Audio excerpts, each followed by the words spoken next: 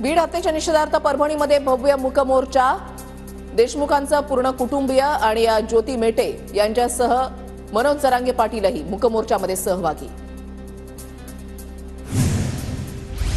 संतोष देशमुख हत्या प्रकरण फरार असलेल्या 3 आरोपींपैकी 2 आरोपींना अटक। मुख्य आरोपी सुदर्शन घुले आणि सुधीर सांगळेला बेड्या। नेकनूर पोलीस ठाण्यामध्ये चौकशी। सर्व आरोपी पुण्यामध्ये सापडत आहेत, म्हणजे ते एकाच ठिकाणी होते। पुण्यामध्ये आरोपींना कुणी आश्रय दिला? संतोष देशमुख हत्या प्रकरणी धनंजय देशमुखांकडून शंका व्यक्त। बीड प्रकरणामधील आरोपींना पकडल्यामुळे पोलिसांचं कौतुक। हत्या प्रकरणाचे सर्व कनेक्शन पुण्यातच का? पुण्यामध्ये आरोपींचा अड्डा आहे का?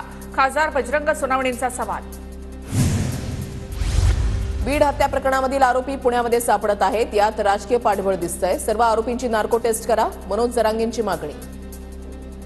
सरकारमधील कुठल्या मंत्र्याने खंडणी आणि हत्येसाठी बळ दिलं हे समोर येणं गरजेचं, तर आरोपींचा आकडा 50-60च्या वर जाऊ शकतो। जरांगेंकडून संशय व्यक्त।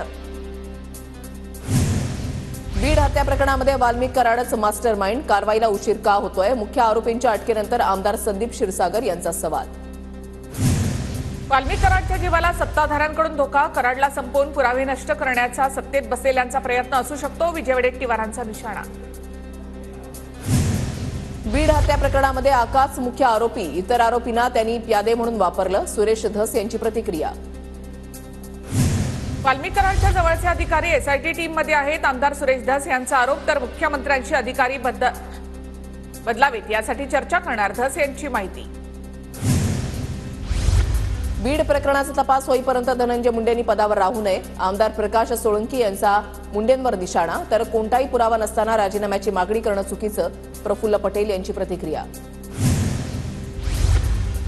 पालकमंत्री पदाबाबत एवढी चर्चा मी पहिल्यांदाच पाहते। चर्चा करण्याऐवजी जबाबदारी द्या आणि कामाला लागा। पालकमंत्री पदावरून सुप्रिया सुळेंचा सल्ला।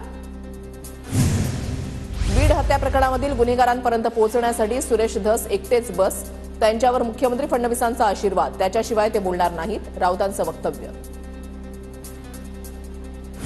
होय, माझ्यावर फडणवीसांचा आशीर्वाद आहेच। मी 25 वर्षापासून आमदार, काय बोलायचं ते कळतं। सुरेश धस यांचं राऊतांना उत्तर।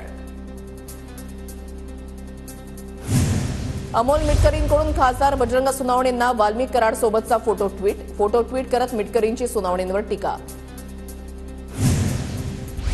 अमोल मिटकरींना हे खूप महागात पडेल, कधीतरी तुमचेही फोटो बाहेर येतील। बजरंग सोनवणे यांचा मिटकरींना प्रत्युत्तर।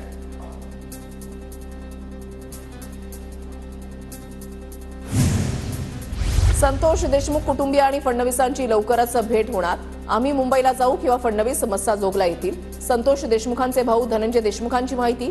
आम्हाला न्याय हवा, आरोपींना फाशी झाली पाहिजे। धनंजय देशमुख यांची मागणी। बीड हत्या प्रकरणी सर्व पक्षीय नेते राज्यपालांना भेटणार। राज्यपालांनी सर्व पक्षीय नेत्यांना भेटीसाठी वेळ दिला।